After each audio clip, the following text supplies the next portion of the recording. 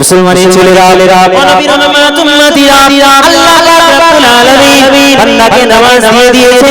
আল্লাহ পাক বলেন বান্দা আমি আল্লাহ পাক নামাজ পড়ি না, আমি আল্লাহ পাক নামাজ তোমাকে দিয়েছি, নামাজ আমার ইবাদত, বান্দা তুমি আমার ইবাদত করো। আমি আল্লাহ পাক কাবা বাইতুল্লাহ দিয়েছি, তুমি হজ করতে যাও, আমি আল্লাহ পাক হজ করি না। আমি আল্লাহ পাক যাকাত দান করতে বলেছি, তুমি বান্দা যাকাত দান করো, আমি আল্লাহ পাক যাকাত দিই না। আমি আল্লাহ পাক সাদকা করতে বলেছি, আমি আল্লাহ সাদকা করি না, তোমরা করো। আমি আল্লাহ পাক রব্বুল আলামিন আমি আল্লাহ এত ইবাদত বান্দাকে করতে বলেছি, কিন্তু আমি আল্লাহ পাক নিজে কোনো ইবাদত করি না। আমি আল্লাহ পাক কি করি? আল্লাহকে আমরা প্রশ্ন করি, আল্লাহ পাক তাহলে আপনি কি করেন? কোন না কোন কাজ তো আল্লাহ পাক আপনি করেন। আল্লাহ বলেন হ্যাঁ আমার বান্দারা আমি আল্লাহ পাক রব্বুল আলামিন জানিয়ে দিলাম বিসমিল্লাহির রহমানির রহিম ইন্নাল্লাহা ওয়া মালাইকাতাহু ইউসাল্লুনা আলান নবী। নিশ্চয়ই আমি আল্লাহ পাক এবং আমার মালায়েকা ফেরেশতারা আমরা সকলে মিলে হে আমার বান্দারা তোমাদের শুধু সোমবার, শুধু মঙ্গলবার, শুধু বুধবার, শুধু বৃহস্পতিবার, শুধু শুক্রবার, শুধু শনিবার, শুধু রবিবার, না না না বান্দারা আমি আল্লাহ পাক সপ্তাহে 7টা দিন, মাসে 30টা দিন, বছরে 365টা দিন, একটা দিনও বাদ দিই না। তোমরা বান্দা অসুস্থ হয়ে গেলে বিছানায় শুয়ে থাকো, আরাম করো। তোমরা ক্লান্ত হয়ে গেলে বাড়িতে গিয়ে রাতের বেলা ঘুমিয়ে যাও। তোমরা দিন হয়ে গেলে জীবিকা অর্জনের জন্য বাইরে বেরিয়ে যাও। আমি আল্লাহ পাক তো কোনো কাজ করি না, আমি আল্লাহ পাক শুধুমাত্র আমার হাবিব করি। আমি আল্লাহ পাক তোমাদের মতো দরুদ শরীফ পাঠ করি। তোমরা নামাজ পড়ো, আমি পড়ি না। তোমরা রোজা রাখো, আমি রাখি না। তোমরা হজ করো, আমি করি না।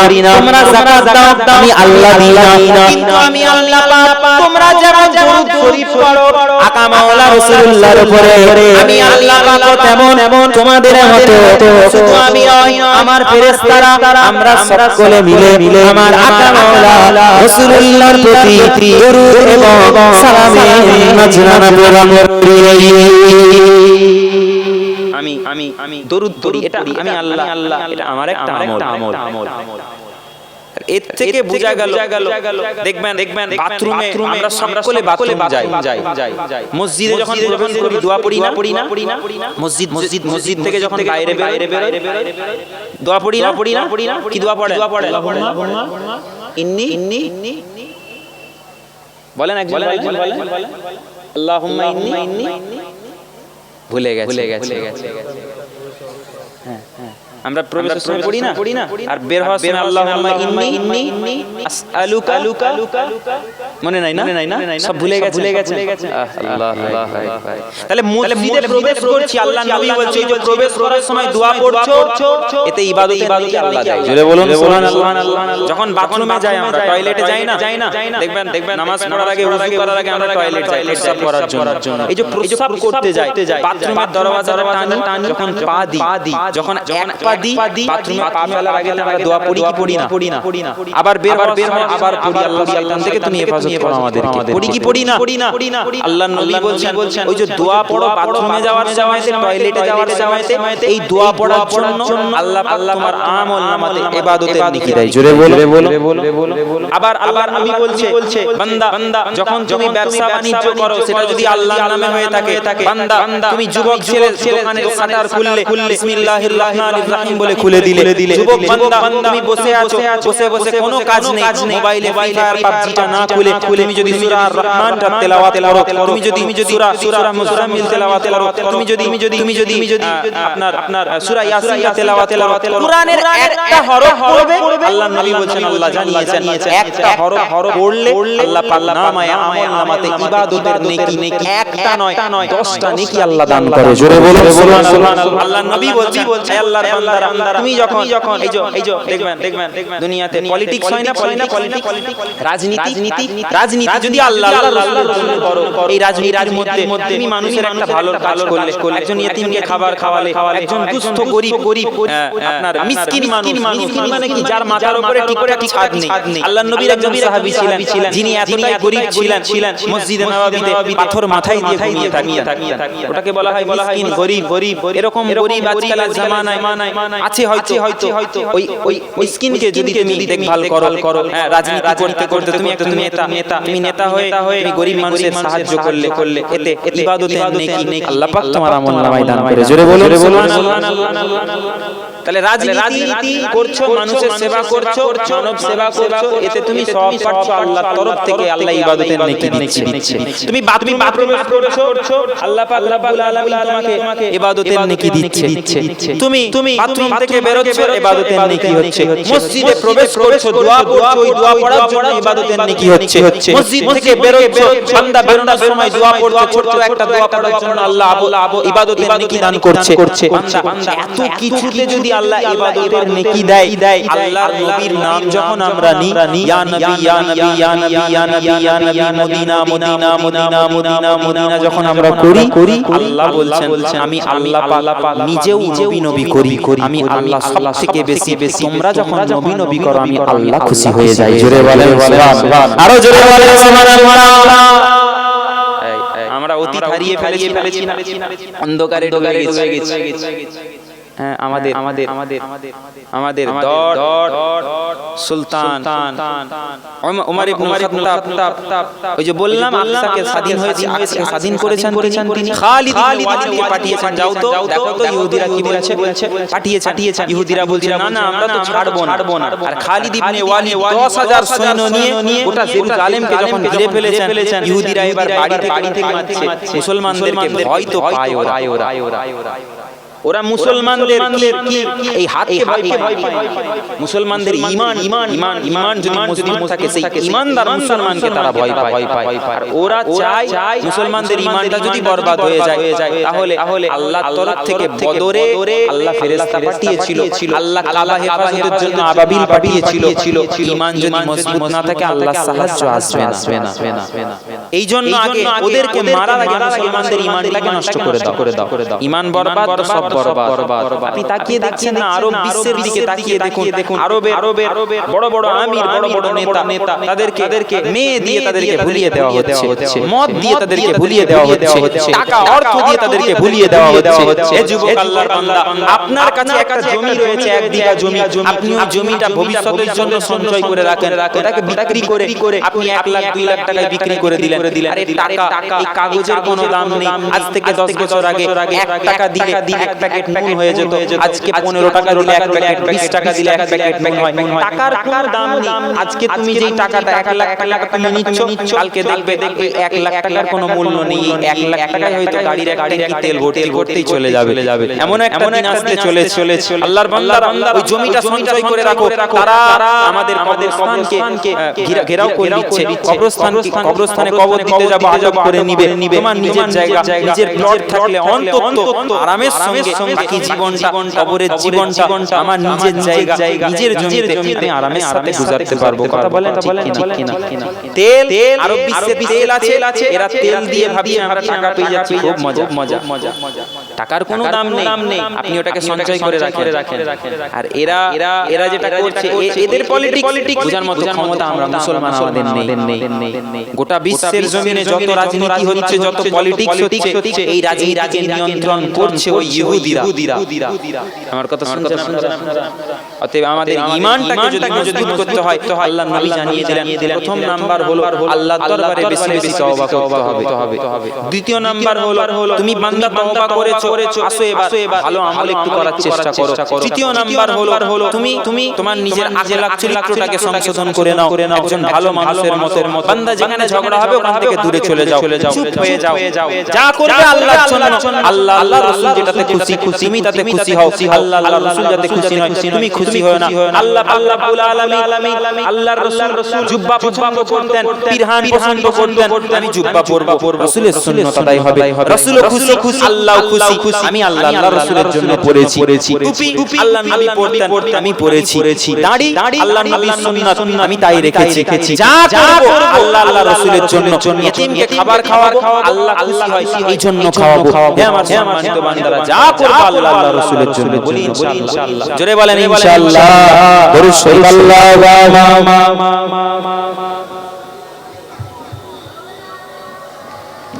ওয়া আলা আলি সাইয়্যিদিনা দরুদ শরীফ আল্লাহুম্মা সাল্লি আলা এটা না না না পুরনো হয়ে গেছে খালি গজল শুনবে হ্যাঁ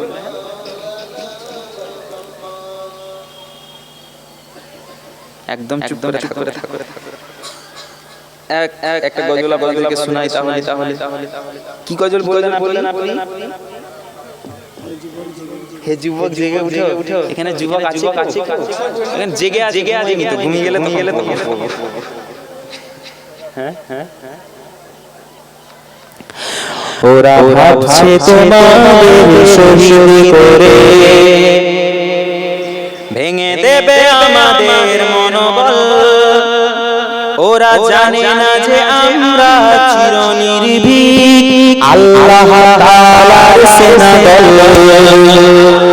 চিৎকার দিয়ে বলেন সুবহানাল্লাহ নারে তাকবীর নারে তাকবীর ওরা ভাবছে তোমাদেরকে মেরে দিলে ফিলিস্তিনিদেরকে মারলে হয়তো গোটা বিশ্বের মুসলমান চুপ করে যাবে না তাদের শহীদ হওয়াটা তারা আমাদেরকে জিহাদ করতে শিখিয়ে দিয়ে যাচ্ছে আমরা জিহাদি হ্যাঁ আমাদেরকে তোমরা জিহাদি বলো আমরা আমাদের ভাইদের থেকে আমরা শিখছি বলি না ইনশাআল্লাহ জোরে বলি ইনশাআল্লাহ একজন মুসলমান যদি মার খায় তাকে কষ্ট দেওয়া হয় অপর মুসলমান যদি একজন মুমিন হয় একজন মুমিন মার খেলে যদি চোখ দিয়ে পানিও নাও পড়ে মুমিনের মার খাওয়া দেখে কষ্ট দেখে মুমিনের অন্তরটা কাঁদবে এটাই হলো এক ভাই অপর ভাইয়ের প্রতি ভালোবাসা তাই কবি বলছি ওরা ভাবছে তোমাদের শহীদ করে ভেঙে দেবে আমাদের মনোবল ওরা জানে না যে তোমরা চিরনির্ভীক ওরা জানে না যে আমরা চিরনির্ভীক আল্লাহ তাআলার সেনাদল ওরা ভাবছে তোমাদের করে দিলে শেষ হেরে যাবে সত্যের বাহিনী ওরা জানে না যে তোমরা রক্ত দিয়ে লিখে যাও বিজয়ের কাহিনী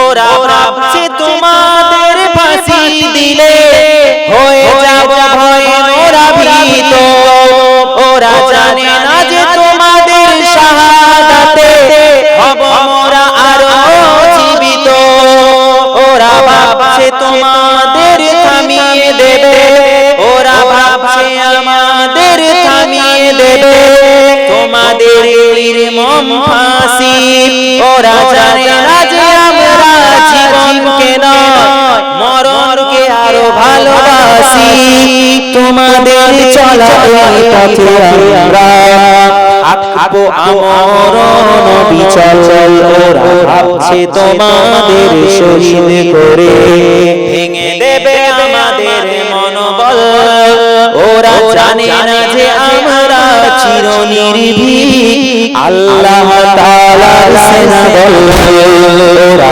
ভাবছে তোমাদের করে দিলে শেষ হেরে যাবে সত্যের বাহিনী ওরা জানে না যে তোমরা রক্ত দিয়ে লিখে যাও বিজয়ের কাহিনী নাস্তিক মুরদাদ শাতিম গুলো পাওনা বুঝিয়ে দিলে তোমরা তোমাদের দেখে জিহাদি পথে চলতে শিখেছি আজ আমরা নাস্তিক মুরদাদ শাতিম গুলো পাওনা বুঝিয়ে দিলে তোমরা তোমাদের দেখে জিহাদি পথে চলতে শিখেছি আজ আমরা বাতিলের দম্ভ অহংকার সব তোমরাই করে দিলে খর্ব তোমরাই প্রকৃত আশিকে রাসূল তোমরাই আমার গর্ব বাতিলের দম্ভ অহংকার সব তোমরাই করে দিলে খর্ব তোমরাই প্রকৃত আশিকে রাসূল তোমরাই আমার গর্ব তোমাদের নেই হার নেই পরাজয় তোমরাই কামিয়াব সফল ওরা ভাবছে তোমাদের শহীদ করে ভেঙে দেবে আমাদের মনোবল ওরা জানে না যে আমরা চিরনির্ভীক আল্লাহ তাআলার সেনা দল ওরা ভাবছে তোমাদের করে দিলে শেষ হেরে যাবে সত্যের বাহিনী ওরা জানে না যে তোমরা রক্ত দিয়ে লিখে যাও বিজয়ের কাহিনী ওরা ভাবছে তোমাদের শহীদ করে সহজে ওরা পেয়ে যাবে ছাড় ওরা জানে না যে তোমাদের ভাইরা কবু দেবে না ওদের এক কিলো ছাড় তোমাদের রক্তের বদলা নিতে মরণ শপথ ওরা নিয়েছি ভেবো না ভাই আমরা কবু তোমাদের কথা বলে দিয়েছি তোমাদের এই ত্যাগ সাধনা মোরা তোমাদের এই ত্যাগ সাধনা মোরা দেব না যেতে বৃথা নিষ্ফল ওরা ভাবছে তোমাদের শহীদ করে ভেঙে দেবে আমাদের মনোবল ওরা জানে না যে আমরা চিরনির্ভীক আল্লাহ তাআলার সেনা দল ওরা ভাবছে তোমাদের করে দিলে শেষ হেরে যাবে সত্যের বাহিনী ওরা জানে না যে তোমরা রক্ত দিয়ে লিখে যাও বিজয়ের কাহিনী আল্লাহুম্মা সাল্লি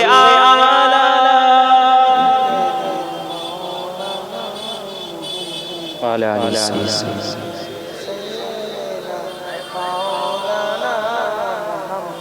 মুসলমানের ছেলেরা নবীর অনুমতি দিরা হযরত আব্দুল্লাহ ইবনে উমরের কথা আপনাদের সামনে বললাম কোন আব্দুল্লাহ ইবনে উমর ছেলে এমন বাপ কেমন ছিল বাপ কেমন ছিল আল্লাহর নবীর সাহাবী হযরত উমর ইবনে খাত্তাব রাদিয়াল্লাহু তাআলা আনহু আল্লাহ পাক যার মাকামকে আলা করে দিয়েছে আল্লাহর নবীর সঙ্গে হযরত উমর ইবনে খাত্তাব বাবা বাইতুল্লাহর সামনে হাজির হয়ে গেছে আল্লাহর নবীকে বলতে লেগেছে ইয়া রাসূলুল্লাহ হাবিবাল্লাহ হুজুর এই জায়গায় দাঁড়িয়ে ইব্রাহিম আলাইহিস সালাতু ওয়াস সালাম ইব্রাহিম আলাইহিস সালাতু ওয়াস সালামের জায়গাটা এই কাবার সামনে ইব্রাহিমের জায়গাটাকে আল্লাহ পাক যদি কবুল করে নিতেন কতই না ভালো হতো কতই না সুন্দর হতো আল্লাহ নবী বললেন এই উমর না খবরদার আল্লাহ পাক যে বান্দাকে পছন্দ করে আল্লাহ পাক যা ইচ্ছে করেন সেটাই আল্লাহ পাক করে আল্লাহ পাকের ইচ্ছাই তো ওহী নাজিল হয় তোমার কথাতে আল্লাহ ওহী নাজিল করবে না আল্লাহ নবী বলা করতে আল্লাহ পাক হুকুম করে দিলে আমার হাবিবুল্লাহ আমার বন্ধু দাঁড়িয়ে যা থেমে যা আমি আল্লাহ পাক রব্বুল আলামিন আপনি যেমন ওমরকে ভালোবাসে আমি আল্লাহ পাক আপনার সাহাবী ওমরকে পছন্দ করি ওমর ইবনে খাত্তাব দোয়া চেয়েছে ওমর ইবনে খাত্তাব নবী ইব্রাহিম আলাইহিস সালাতু ওয়াস সালামের জায়গাটাকে নামাজের স্থান বানিয়ে দিতে বলেছে চলে যা হে আমার হাবিবুল্লাহ আমি আল্লাহ পাক কবুল করে নিলাম ওমর যেভাবে বলেছে ওমর দোয়া চেয়েছে তাখাযু মিন মাকামি ইব্রাহিম মুসাল্লা আমি আল্লাহ পাক রব্বুল আলামিন ওমরের দোয়াকে কবুল করে আমি আল্লাহ পাক কুরআনুল কারীমের আয়াত নাযিল করে দিয়ে ওমরের বলা মতো আমি আল্লাহ পাক ইব্রাহিম নবীর জায়গাটাকে আমি আল্লাহ পাক নামাজের মুসাল্লা বানিয়ে দিলাম নবীর উম্মতিরা আল্লাহ নবী দিন দুনিয়ার বাদশা হাবিবুল্লাহ আল্লাহর দরবারে দোয়া চায় আর বলতে লাগে ও রব্বি আল্লাহ পাক আপনি আবু জেহেলকে কবুল করে নেন আপনি ওমরকে কবুল করে নেন আমার আল্লাহ পাক ওই সময় জানিয়ে দিলে হে আমার হাবিব শোনো আমি আল্লাহ পাক আবু জেহেলকে পছন্দ করি না কিন্তু ওই ওমর ইবনে খাত্তাবের পুত্রকে আমি আল্লাহ বড় ভালোবাসি আমি আল্লাহ বড় পছন্দ করি কারণ তারটা একটু নরম তার হৃদয়টা একটু পরিষ্কার রয়েছে আমি আল্লাহ পাক জান আপনি দোয়া চেয়েছেন আমার কাছে আপনার দোয়ার বদৌলতে আপনার জন্য ইসলামের খিদমতের জন্য আমি ওমর ইবনে খাত্তাবকে আমি আল্লাহ কবুল করলাম কবুল করে নিয়ে আমি আপনাকে ওমর দান করে দিলাম আমি ওমর দান করলাম আপনাকে। কোন ওমর? যেই ওমর ইবনে খাত্তাবের জবান থেকে বেরিয়েছে আল্লাহ দোয়া কবুল করে আয়াত নাযিল করেছেন, কুরআনের আয়াত। এই কুরআন আল্লাহ পাকের ইচ্ছায় ওহী নাযিল হয়, কিন্তু ওমর বলছে, ওমরের কথা আল্লাহ পছন্দ করে বলছে, হাবিব জান এটাকে আমি আল্লাহ আয়াত বানিয়ে দিলাম। আল্লাহ কুরআন শরীফে 21 জায়গায় 21 টাইমস ওমরের দোয়াকে কবুল করে আল্লাহ পাক তার কথা মোতাবেক কোরআনের আয়াত আল্লাহ নাযিল করেছিল। কয় জায়গায়? 21 জায়গায়। হাজী সাহেবরা হজ করতে যায়, নবী ইব্রাহিমের স্থান, নবী ইব্রাহিম আলাইহিস সালামের ওই ইব্রাহিম আলাইহিস সালাতু ওয়াস সালাম যে জায়গায় দাঁড়িয়েছিলেন সেই জায়গাটা ওটা ওমরের দোয়া আল্লাহ কবুল করে নামাজের জায়গা বানিয়ে দিয়েছেন। জোরে বলুন না সুবহানাল্লাহ। রাসূলুল্লাহ ছেলেরা নবী উম্মতিরা আকামাল্লাহ রাসূলুল্লাহ সাল্লাল্লাহু আলাইহি ওয়াসাল্লাম তিনার প্রিয় সাহাবী হযরতে ওমর ইবনে খাত্তাব রাদিয়াল্লাহু তাআলা আনহু ইসলাম জাহানের দ্বিতীয় খলিফা এক নাম্বার খলিফা হলেন হযরত আবু বকর সিদ্দিক রাদিয়াল্লাহু তাআলা আনহু। আবু বকর আরে সাহাবাদের লাকাব, সাহাবাদের মর্যাদা আমার আপনার নবীর জন্য আল্লাহ বাড়িয়ে দিয়েছে। যেই ওমরকে আল্লাহ পাক কবুল করে শুধু ওমর রাখলেন না, ওমর থেকে আল্লাহ পাক ফারুক বানিয়ে দিল। যেই আবু বকরকে আমার আল্লাহ পাক শুধু আবু বকর রাখলেন না, আমার আল্লাহ পাক সিদ্দিক বানিয়ে দিলেন, সত্যবাদীদের নেতা বানিয়ে দিলেন। সেই ওসমানকে আমার আল্লাহ পাক গনি বানিয়ে দিলেন, গনি। সেই আলীকে আমার আল্লাহ পাক আলীকে কবুল করে আমার আল্লাহ পাক রব্বুল আলামিন আমার আল্লাহ পাক আহলে বায়াতের জন্য কুরআনুল কারীমে আয়াত নাযিল করে দিলেন। বিসমিল্লাহির রহমানির রহিম, সূরাতুল আহজাব, সূরা আল আহজাবের 20 নম্বর আয়াতে আমার আল্লাহ পাক জানিয়ে দিলেন, বিসমিল্লাহির রহমানির রহিম, ইন্নামা ইউরিদুল্লাহু লিইউযহিবা আনকুমুর রিজসা আহলাল বাইতি আইয়ুতাহহিরাকুম তাতহীরা। আমার হাবিব জান আমি আল্লাহ পাক আপনার হাসান ও হুসাইনকে, আপনার ফাতেমাকে, আপনার আলীকে আমি আল্লাহ পাক কবুল করে নিলাম। শুধু কবুল করলাম না, আপনার আহলে বাইত তারা হলো পাক, আমি আল্লাহ পাক তাদেরকে অপবিত্র নয়, আমি আল্লাহ তাদেরকে পবিত্র বানিয়ে দিলাম। উম্মতিরা সেই শেরে খোদা আলী, এই শেরে খোদা আল্লাহ পাক যাকে আলী রাখলেন না, আল্লাহ পাক শেরে খোদা আলী বানিয়েছিলেন। আল্লাহ নবী 2 নাম্বার, দ্বিতীয় নাম্বার খলিফা ইসলাম জাহানের, 1 নাম্বার হলো আবু বকর, 2 নাম্বার হলো ওমর। এই আবু বকর সিদ্দিক ইন্তেকালের পরেতে ওমর ইবনে খাত্তাব খলিফা হয়েছে, খলিফাতুল মুসলিমিন। ওমর নিজের দরবারে বসে আছে। 1 তারিখে 2 জন যুবক আল্লাহ নবী সাহাবীর দরবারে উপস্থিত হয়ে যায়। ওমর ইবনে খাত্তাবকে সালাম দেয়, আসসালামু আলাইকুম। ওমর ইবনে খাত্তাব সালামের জবাব দেয়, ওয়া আলাইকুমুস সালাম। ওমর ফারুক বলতে লাগে, এই যুবক তোমরা 2 জনে কেন আমার দরবারে এসেছো? ওই 2 জন যুবক বলতে লাগলো, এই ওমর ইবনে খাত্তাব আমরা 2 জন পরস্পর ভাই, নিজের ভাই, রক্তের সম্পর্ক, আমাদের রক্তের সম্পর্ক রয়েছে। আচ্ছা কি ব্যাপার বলো শুনছো? টুপি কই? টুপি হাওয়ায় উড়ে গেছে নাকি? টুপি কই? হ্যাঁ বাড়িতে ভুলে গেছো? সোয়েটার ভুলে ফোন ওটা কি? আচ্ছা গেঞ্জি ওটা তো ভুলে, তো প্যান্ট পরতে ভুলে, প্যান্টটা না পরে চলে এসেছে।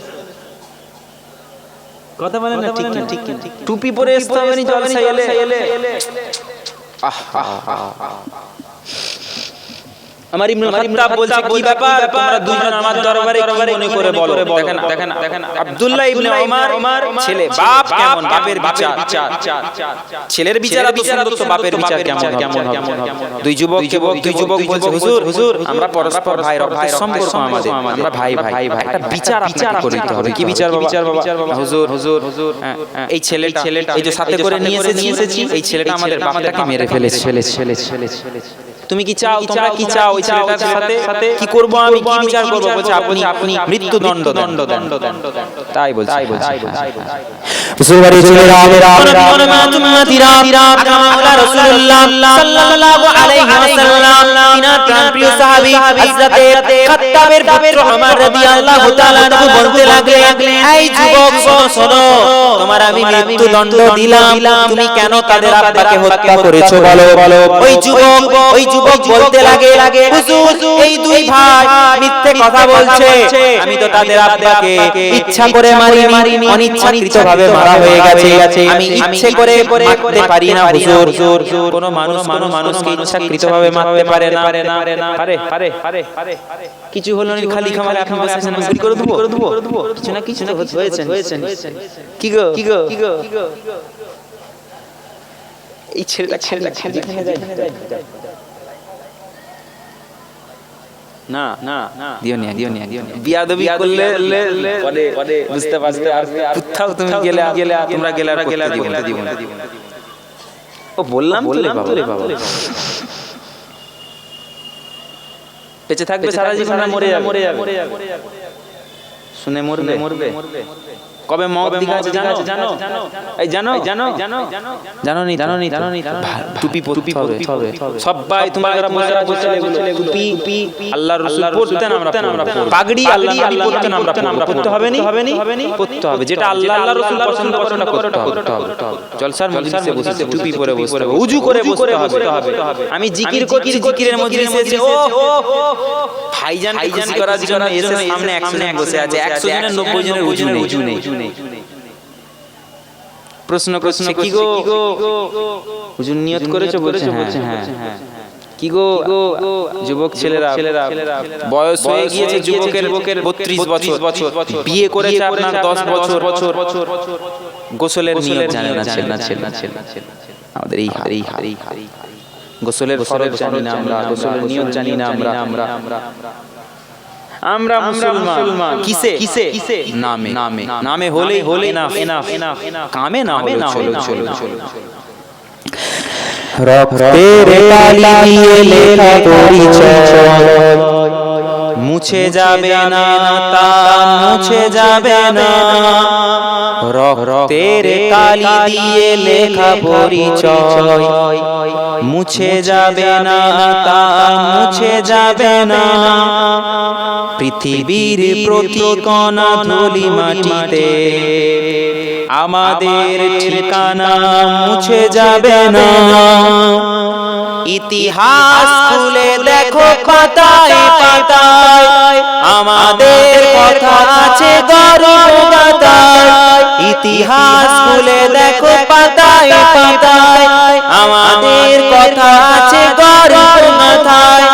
আমাদের মুছে দিতে চাইছে যারা, খুঁজে দেখো তাদেরকে খুঁজে পাবে না।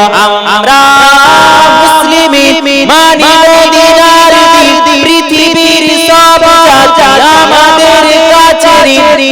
আমরা উসমানী উমাইয়া আব্বাসী আমাদের কাছে সকল জাতি চির সমস্যাধীন। রাজরাই ওযু করে ফিরিয়ে যাজে, কাবায় নামাজ পড়ি খুশ মেজাজে।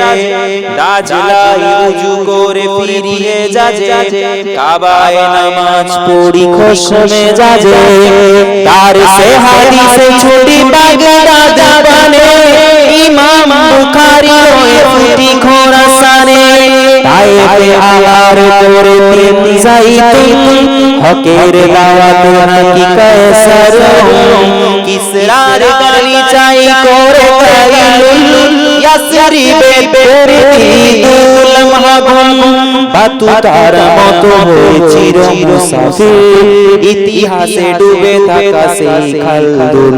তাসাউফে মুজে থাকি গাজালির ন্যায়, মহাকবি শেখ সাদি বালাগের ধুন। আমরা মুসলিম মানি মদিনার দিন, পৃথিবীর সব জাতি আমাদের কাছে ঋণী। আমরা উসমানী উমাইয়া আব্বাসী আমাদের কাছে সকল জাতি চির সমসাবিল রক্তের কালি দিয়ে লেখা পরিচয় মুছে যাবে না তা মুছে যাবে না পৃথিবীর প্রতি কণা ধুলি মাটিতে আমাদের ঠিকানা মুছে যাবে না ইতিহাস খুলে দেখো পাতায় পাতায় আমাদের কথা আছে গর্বগাথায় আমাদের মুছে দিতে চাইছে যারা খুঁজে দেখো তাদেরকে খুঁজে পাবে না আমরা মুসলিম মানি মদিনার দিন পৃথিবীর সব জাতি আমাদের কাছে আমরা উসমানী উমাইয়া আব্বাসী আমাদের কাছে সকল জাতি চির সমসাবিল আল্লাহুম্মা সাল্লি আলা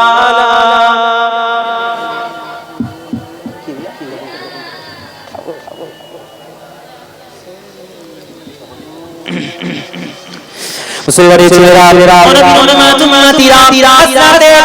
ওমর ইবনে খাত্তাব রাদিয়াল্লাহু তাআলা বলতে লাগে যেই ছেলেটা হত্যা করেছে তাকে কাছে ডেকে জিজ্ঞাসা করতে লাগে এই ছেলে বলো তুমি কেন ওই দুই ছেলের আব্বাকে হত্যা করে ফেলেছো ওই সময়তে ওই যুবক বলতে লাগে ওই ছেলে বলতে লাগে হুজুর আমি ইচ্ছাকৃতভাবে তাদের আব্বাকে হত্যা করি নাই আমি বাগানের মধ্যে দাঁড়িয়েছিলাম আমি যখন দাঁড়িয়েছিলাম আমি লক্ষ্য করলাম তাদের আব্বা জান হাতের মধ্যে একটা পাথর নিল পাথর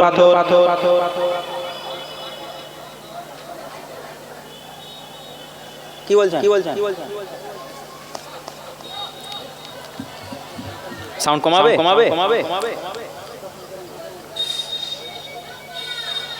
না আমি উঠেছি কটায় 6:20 এই 5:20 আমি নেমে যাবো 15 তারপরে নামাজ হবে তারপরে আবার আছে হুজুর আছে তারপরে আবার মামা এসে দোয়া করবে আজান কটায় 7:45 ঠিক আছে আমি 15 পর্যন্ত করব তারপরে হুজুর করবে মানুষ টাইম দর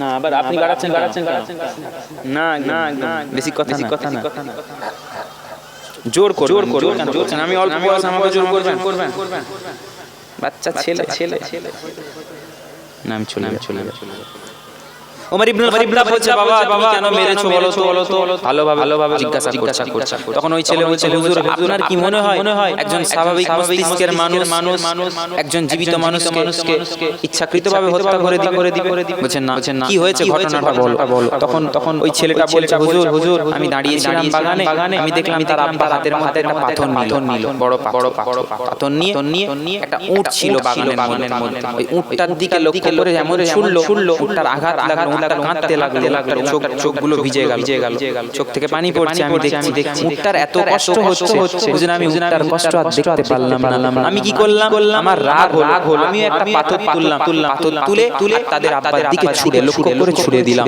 ছোড়ার পরে হুজুর আমি ভাবতেও পারিনি তার আব্বা এই পাথরের আঘাতে মারা যাবে কিন্তু সত্যি দেখলাম যে পাথরের আঘাত মাথায় গিয়ে আঘাত লাগলো তাদের আব্বা মারা গেল দুনিয়া ছেড়ে বিদায় নিয়ে নিল এখন আপনি বলেন আমি কি ইচ্ছাকৃতভাবে মেরেছি তখন ওমর ইবনে খাত্তাব ওই দুই ছেলেকে জিজ্ঞাসা করছে দুই ভাইকে বলো তোমরা কি শাস্তির দাবি করছো আমার দরবারে ওমর ইবনে খাত্তাবকে ওই দুই যুবক বলছে হুজুর আমরা চাই যেমন করে আমাদের বাপকে মেরেছে হত্যা করেছে ওর মৃত্যুদণ্ড চাই ওর গর্দানকে আলাদা করে দেন ওমর ইবনে খাত্তাব জিজ্ঞাসা করছে তোমার মৃত্যু অনিবার্য মৃত্যু অবধারিত আমাকে এটা হুকুম করতে হবে যে তোমার গর্দানকে আলাদা করে দিতে তবে মরার আগে তোমার কি কোনো শেষ ইচ্ছে আছে বলো ছেলেটাকে যখন জিজ্ঞাসা করেছে সেটা বলছে হুজুর ইয়াদুবি নিবেন না আমার একটা ইচ্ছা মারা যাওয়ার আগে আমি তো মরে যাব জানি কিন্তু আমার শেষ ইচ্ছে হলো আমার আব্বা জান দুনিয়াতে নাই আমার আব্বা মারা গেছে বাড়িতে আমার একটা ছোট্ট ভাই আছে আমার আব্বা জান কিছু অর্থ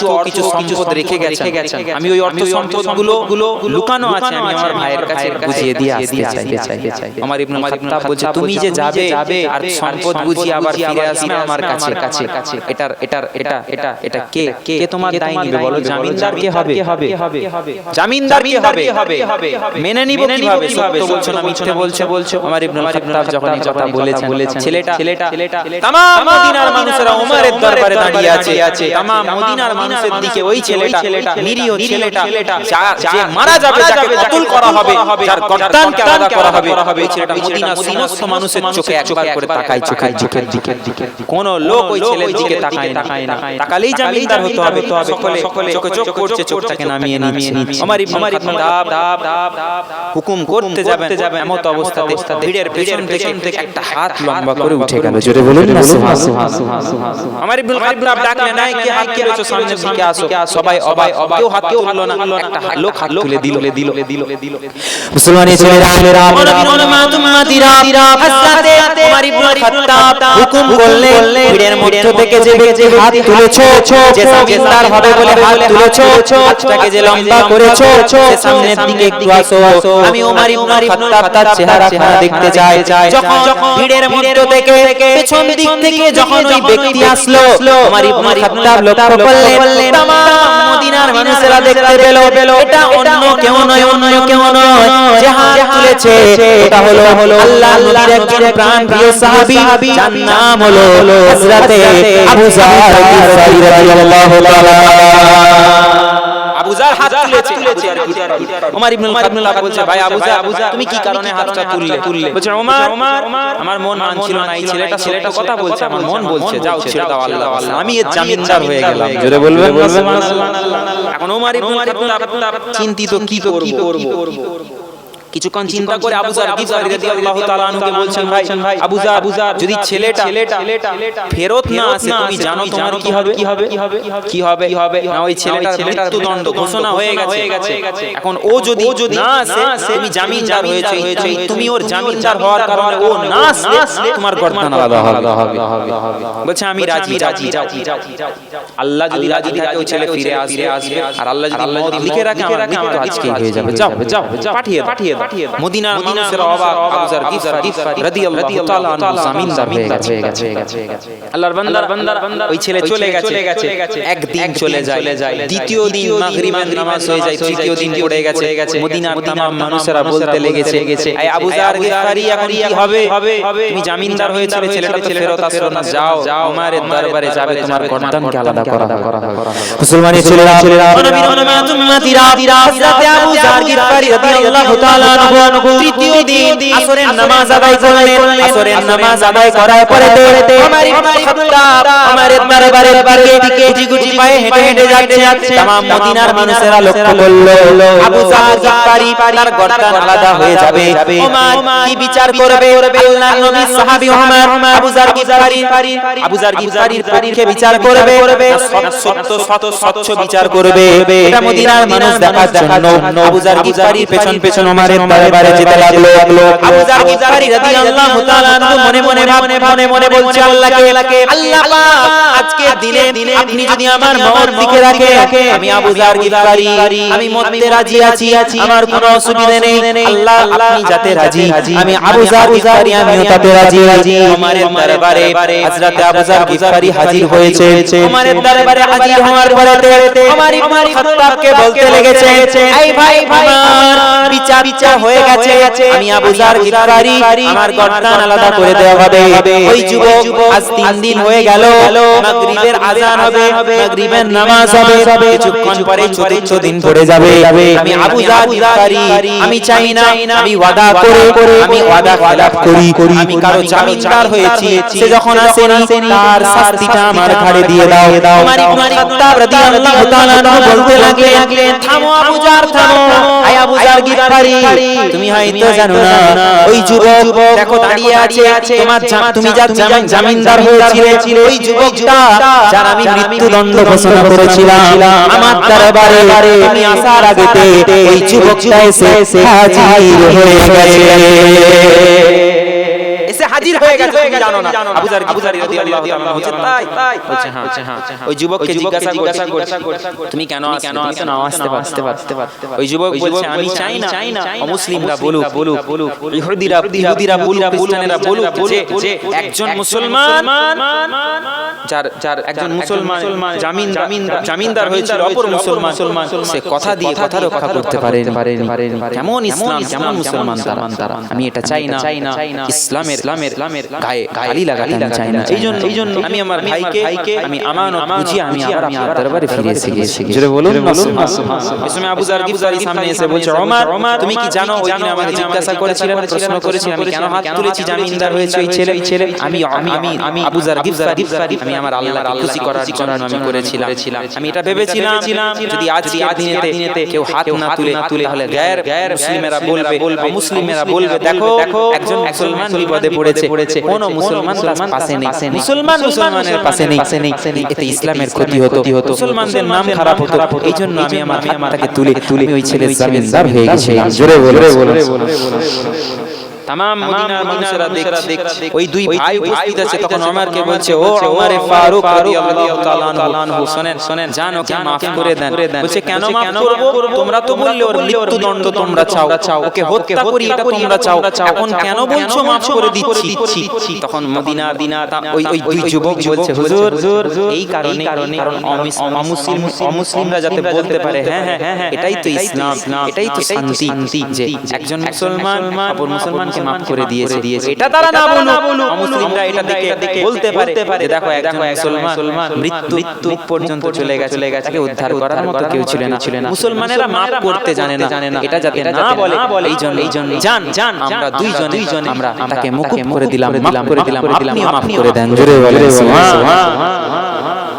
এক মুসলমান অপর মুসলমান বিপদে পড়লে পাশে থাকা এক মুসলমান অপর মুসলমান যদি কোনো কিছুর প্রয়োজন হয় তার সেই প্রয়োজনটা মিটানো এক মুসলমান অপর মুসলমান বাঁচানোর জন্য একে অপরের ঝাঁপি দিয়ে পড়ে যাওয়া এটা হলো আমাদের ঈমানি দায়িত্ব আমাদেরকে করতে হবে এটাকেই বলে ঈমানদার এদেরকেই বলে প্রকৃত আল্লাহর সৈন্য জোরে বলে আমার সম্মানিত ভাইরা বাবাজিরা আমরা বসে গেলাম আমরা আল্লাহ দুনিয়াতে পাঠিয়েছে সবথেকে বড় নিয়ামত আল্লাহ পাকের তরফ থেকে আমাদেরকে দেওয়া সেটা হলো এই অক্সিজেন আমরা নিচ্ছি সূরা আর-রহমান আল্লাহ পাক দিয়েছেন না আল্লাহ হলেন দয়াময় কেমন দয়াময় সবথেকে বড় দয়া আল্লাহ করেছেন আমাদের জীবন দান করেছেন এই জীবনটা পেয়ে আল্লাহ শুকরিয়া আদায় করতে হবে এই মজলিসে বসে আমি গায়ের কমের আলোচনা করব না আমি মুসলিমদের আলোচনা করব না আমার ইসলাম কি বলেছে ইসলাম কি করতে বলেছে কি হুকুম করেছে আল্লাহ কোরআন কি বলছে হাদিস কি বলছে আমি এই নিয়ে আলোচনা করব এখন দুনিয়ার মানুষ এখন এই স্টেজে বসে আমরা রাজনীতির কথা আলোচনা করি আপনি করেন কিন্তু যেমন ভালো আছে তেমন খারাপ আছে আপনি ভালো দিকটা তুলে ধরেন গীবত স্টেজে বসে এক অপরজনের নামে গীবত করি আমরা এগুলো করা চলবে না আমরা যদি করি বক্তা গীবত বললে মানুষ কি শিখবে বক্তা থেকে কথা বলেন না ঠিক আমাদেরকে ভালো হতে হবে আল্লাহ আমাদের ভালো মানুষ তৌফিক দান করুক বলুন না আল্লাহুম্মা আমিন হাসান সালাতু সালাম পড়ি ছোট করে দোয়া দিয়ে বিদায় নিব সকলে উঠে দাঁড়িয়ে যান ইয়া নবী সালাম আলাইকা ইয়া হাবিব সালাম আলাইকা रहमतों के ताज वाले दो जहां की राज वाले अर्श के मेराज वाले आशियों के लाज वाले या नबी सलाम अलैका या रसूल सलाम अलैका या हबीब सलाम अलैका طلع البدر على